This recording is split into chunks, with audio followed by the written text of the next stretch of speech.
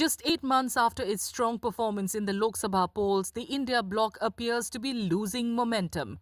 Internal rifts and conflicting ambitions have weakened its electoral impact, once again putting the BJP in control of national politics. With AAP's defeat in Delhi, the India bloc now governs just 8 states: Karnataka, Jammu and Kashmir, Telangana, Kerala, Tamil Nadu, Himachal Pradesh, Jharkhand and West Bengal.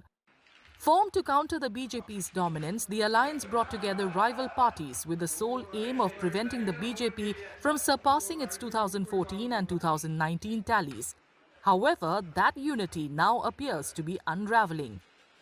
The Congress, the largest party in the India bloc, ran an aggressive campaign against AAP, deepening tensions between the two allies. Top Congress leaders, including Mallikarjun Kharge, Rahul Gandhi and Priyanka Gandhi Vadra, launched relentless attacks on AAP and Arvind Kejriwal. खोखलापन है, एक के बाद एक झूठ बोलते हैं। जैसे मोदी जी झूठ बोलते हैं वैसे केजरीवाल जी झूठ बोलते हैं। कोई फर्क नहीं है। शायद एक ही बात है, शायद केजरीवाल जी मोदी जी से भी ज्यादा चालाक है। मोदी जी को मिल गए पंडित नेहरू। जो गलत है, जो ठीक नहीं है, जो कर नहीं पा रहे हैं, वो नेहरू जी की वजह से। नेहरू जी ने ऐसे किया, वैसे किया। केजरीवाल जी को मिल गए मोदी जी। अरे हम तो सत्ता में हैं, लेकिन मोदी जी करने नहीं देते। तो इन दोनों को बहाना मिल गया है अच्छा, और है एक समान। दोनों एक जैसे हैं। चेहरा चमकाना, ईमानदारी की रट लगानी, काम कुछ नहीं करना, देश की जो संपत्ति है वो बड़े बड़े उद्योगपतियों को देकर और उन पर अपने प्रचार पे खर्च करना। फर्क क्या है इन दोनों में? During the campaign, the Aam Aadmi Party also took aim at the Congress, with party chief Arvind Kejriwal alleging a Congress-BJP nexus, stating a vote for Congress is a vote for BJP. ये इस बार कांग्रेस और BJP में इल्लू इल्लू हो रहा है। I love you. बच के रहना, बड़ा खतरनाक है।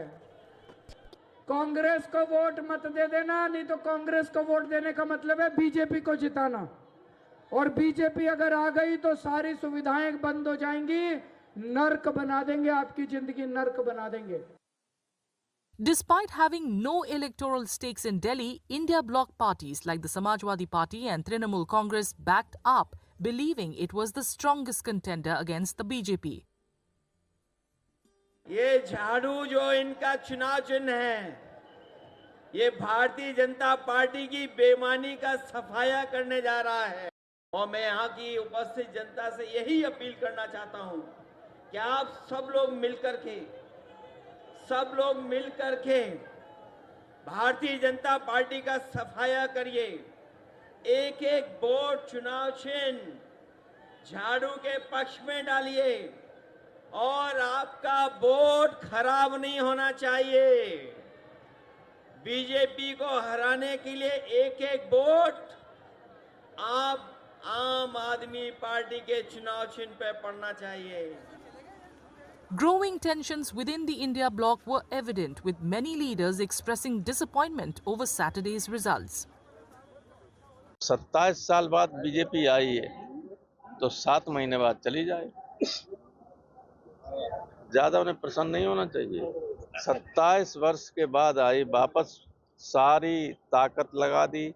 प्रधानमंत्री रोज मीटिंग करते रहे, लेफ्टिनेंट गवर्नर ने अपने पद की गरिमा को ताक पर रखकर हर तरीके का सत्ता का दुरुपयोग किया, आपको हैरेस करने का काम किया, और तब भी नहीं आप हारती।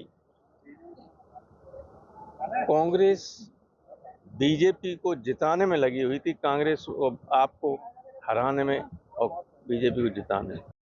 ഇപ്പോൾ കോൺഗ്രസിനെ തോൽപ്പിക്കുക അല്ലെങ്കിൽ കോൺഗ്രസ് ഇല്ലാതാക്കുക എന്ന കോൺഗ്രസിന്റെ തന്നെ നിലപാട് ഒരു ഭാഗത്ത്, അതുവഴി ബിജെപിക്ക് വീണ്ടും അധികാരത്തിൽ വരുന്നതിന് വേണ്ടിയുള്ള സൗകര്യം എ.പി.യെ തോൽപ്പിക്കുക, അതാണ് ഏറ്റവും പ്രധാനപ്പെട്ട ശത്രു എന്ന് കണ്ടുകൊണ്ടുള്ള നിലപാട് കോൺഗ്രസ് എടുത്തു എന്നുള്ളതുകൊണ്ടാണ് ബിജെപി ജയിച്ചത്.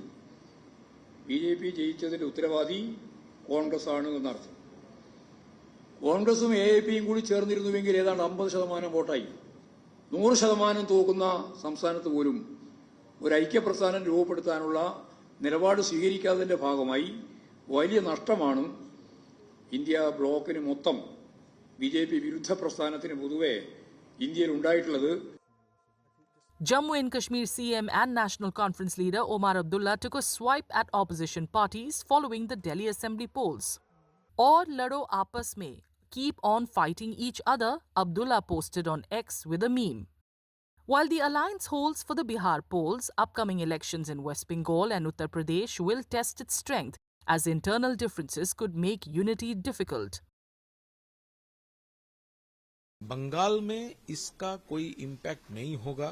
2026 असेंबली इलेक्शन में ममता बनर्जी 4th टाइम के लिए सीएम इलेक्टेड होगी और मोर देन 250 सीट्स के साथ, एमएलएस के साथ. कहां पे क्या हो रहा है, क्यों हो रहा है, वो हमारा लीडरशिप एनालिसिस कर रहा है. उसका कोई इम्पैक्ट बंगाल का धरती में, पॉलिटिकल धरती में, सोशल धरती में नहीं होगा. For the India bloc to bounce back, it must set aside internal rivalries and regain the unity seen before the Lok Sabha polls. Until then, the BJP remains firmly in control.